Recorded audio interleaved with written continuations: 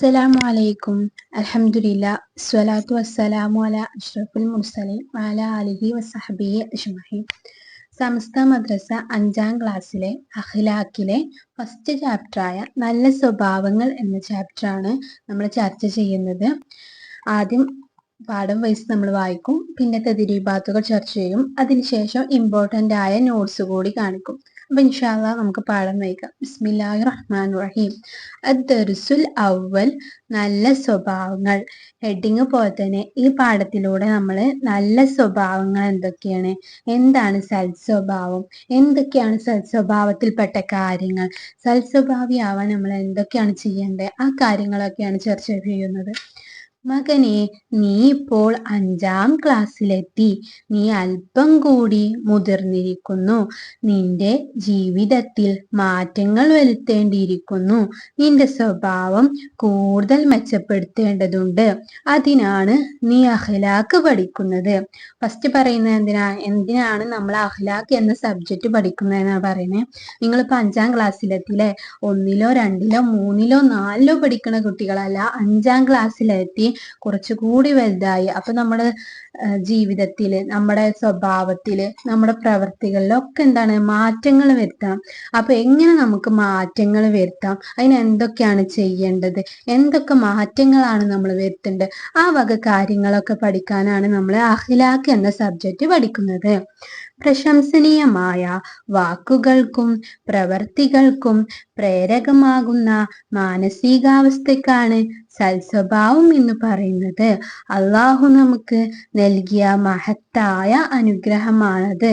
പ്രശംസനീയമായ വാക്കുകൾക്കും പ്രവൃത്തികൾക്കും. എന്താ ഈ പ്രശംസനീയമായ, അഭിനന്ദനാർഹമായ? നമ്മൾ ചില വാക്കുകൾ പറയുമ്പോൾ, ചില കാര്യങ്ങൾ ചെയ്യുമ്പോൾ ചുറ്റുള്ളവർ മാഷാ അല്ലാഹ്, വെരി ഗുഡ് എന്നൊക്കെ പറയില്ലേ, അങ്ങനെ അഭിനന്ദനാർഹമായ വാക്കുകളും പ്രവർത്തികളും ചെയ്യാൻ പ്രേരകമാകുന്ന, ചെയ്യാൻ നമുക്കൊരു അവസ്ഥ ഉണ്ടാക്കുന്ന മാനസികാവസ്ഥക്കാണ് സൽസ്വഭാവം എന്ന് പറയുന്നത്.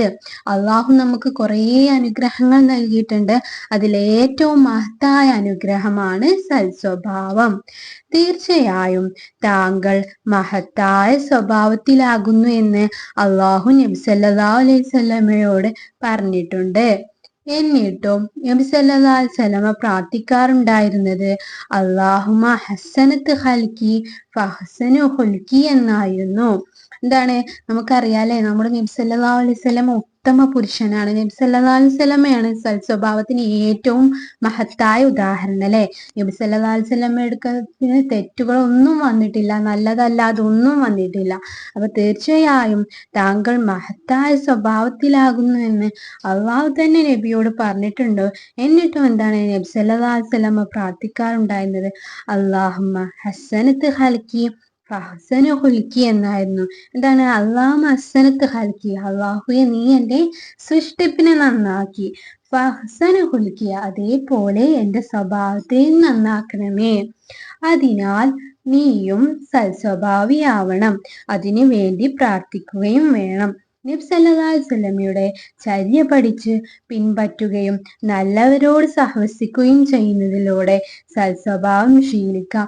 ഇനി എങ്ങനെയാണ് നമുക്ക് സൽസ്വഭാവിയാവാൻ കഴിയുക പറയുന്നത്? നബി സല്ലല്ലാഹു അലൈഹി വസല്ലമയുടെ ചര്യ പഠിക്കുക.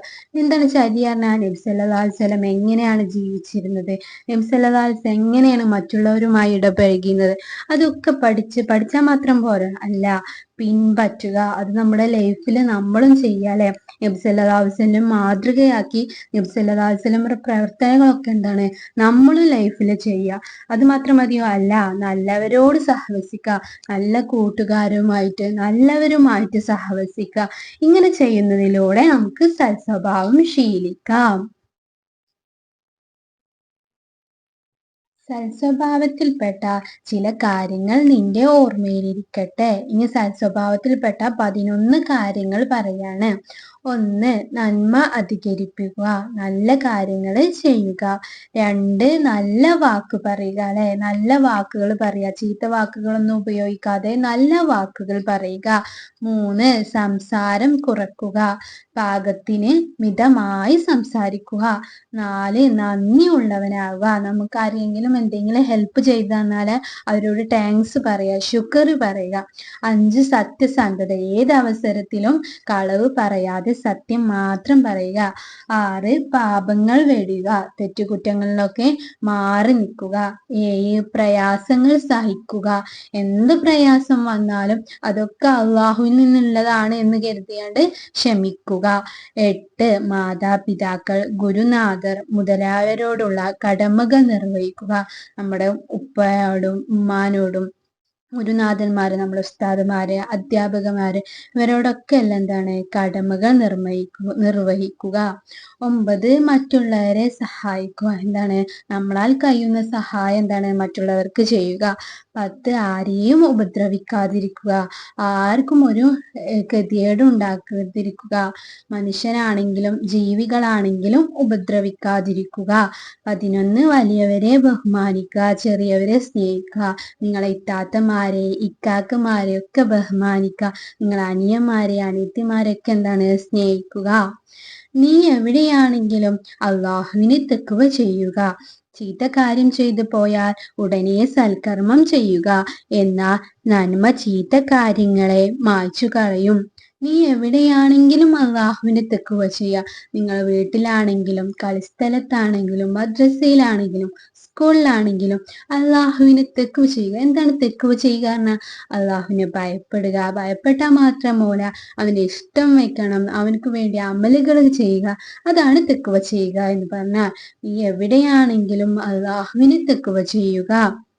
ചീത്ത കാര്യം ചെയ്തു പോയാൽ ഉടനെ സൽക്കർമ്മം ചെയ്യുക, എന്താണ് നമുക്ക് എല്ലാവർക്കും തെറ്റു പറ്റൂലേ, തെറ്റു പറ്റിയാൽ എന്താണ് ഉടനെ സൽക്കർമ്മം, എന്തെങ്കിലും നല്ല കാര്യങ്ങൾ ചെയ്യുക, എന്നാൽ എന്താ ഉണ്ടാവുക, ആ നല്ല കാര്യം എന്താവും, നമ്മുടെ ചീത്ത കാര്യത്തെ മായ്ച്ചു കളയും. നബി സല്ലല്ലാഹു അലൈഹി വസല്ലമ പറയുന്നു, ഖാലിഖുൻ നാസ ബിഖുലിഖിൻ ഹസൻ, എന്താണ് ഇതിന്റെ അർത്ഥം, മനുഷ്യരോട് നീ സൽസ്വഭാവത്തിൽ പെരുമാറുക. ഖാലിഖുൻ നാസ, ജനങ്ങളോട് നീ പെരുമാറുക, ബിഖുലിഖിൻ ഹസൻ, നല്ല സ്വഭാവത്തിൽ. നിന്റെ സ്വഭാവം രൂപീകരിക്കുന്നതിൽ കൂട്ടുകാർക്കും പങ്കുണ്ട്, അതിനാൽ സൽസ്വഭാവികളെ നീ കൂട്ടുകാരാക്കണം. നമ്മുടെ സ്വഭാവം രൂപീകരിക്കുന്നതിൽ എന്താണ് നമ്മുടെ ഫ്രണ്ട്സിനും മുഖ്യ പങ്കുണ്ട്, അല്ലെ, നമ്മളെ ഫ്രണ്ട്സ് എന്തെങ്കിലും കാട്ടിയാല് പിറ്റേ ദിവസം നമ്മൾ അത് അനുകരിക്കാൻ ശ്രമിക്കൂലേ, അതേപോലെ നിന്റെ സ്വഭാവം രൂപീകരിക്കുന്നതിൽ കൂട്ടുകാർക്ക് പങ്കുണ്ട്, അതിനാൽ എന്താണ് നല്ല കൂട്ടുകാരോട്, നല്ല സൽസ്വഭാവികളെ നീ കൂട്ടുകാരാക്കണം. മകനെ, ഉപ്പ എത്രയും ഉപദേശിച്ചത് മോന്റെ നന്മക്കാണെന്ന് മോനറിയാമല്ലോ. അള്ളാഹു എന്റെ കുട്ടിയെ സാലിഹീങ്ങളിൽ പെടുത്തട്ടെ, ആമീൻ. അപ്പൊ എന്താ, ഇത്രയും കാര്യങ്ങൾ ഒരു ഉപ്പയുടെ മകൻ ഇങ്ങനെ ഉപദേശിച്ചു കൊടുക്കായിരുന്നു, അല്ലെ, എന്താണ് സൽസ്വഭാവം, എങ്ങനെയാണ് സൽസ്വഭാവിയാവുക, സൽസ്വഭാവത്തിൽപ്പെട്ട കാര്യങ്ങൾ എന്തൊക്കെയാണ്, സൽസ്വഭാവത്തെ കുറിച്ച് നബി എന്താണ് പറഞ്ഞത്, ഇത്രയും കാര്യങ്ങൾ എന്താണ് ഉപ്പ മകൻ ഇങ്ങനെ ഉപദേശിച്ചു കൊടുക്കായിരുന്നു. അപ്പൊ ഇത്രയാണ് നമ്മൾ പാഠം വായിക്കാനുള്ളത്.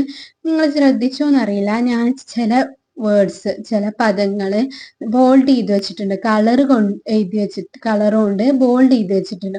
ഇതെന്തിനാ ചോദിച്ചാല് നമ്മള് പരീക്ഷയില് എക്സാമില് ഏറ്റവും കൂടുതൽ മാർക്ക് എല്ലാവർക്കും കുറയാൻ കാരണം എന്താണ്, അക്ഷരത്തെറ്റുണ്ടായതുകൊണ്ടാണ്. നമ്മൾ അറബി മലയാളത്തില് വാക്കുകൾ എഴുതുമ്പോൾ നമുക്ക് സംശയം ഉണ്ടാവും, ഇത് ഈ ബായാണോ ആ ബായാണോ, 3 പുള്ളിയുണ്ടോ 1 പുള്ളിയുള്ള, അങ്ങനെ സംശയങ്ങൾ വരും. അപ്പൊ കുറച്ച് ഗതികെട്ട, കുറച്ച് പ്രയാസമുള്ള വാക്കുകളാണ് ഈ ബോൾഡ് ചെയ്ത് വെച്ചിട്ടുള്ളത്. ഇത് നിങ്ങളൊരു നോട്ട്സിലേക്ക് എഴുതിയെടുത്തിട്ട് കാണാതെ എഴുതി പഠിക്കുക, അക്ഷരത്തെറ്റ് മാർക്ക് നല്ല കുറക്കും. അപ്പൊ ഇത് ശ്രദ്ധിക്കുക, ഇതൊരു നോട്ടിലേക്ക് എഴുതിയെടുത്തിട്ട് നിങ്ങൾ കാണാതെ എഴുതി പഠിക്കുക. ഇനി നമുക്ക് തെദ്രീബാത്തുകൾ ചർച്ച ചെയ്യാം.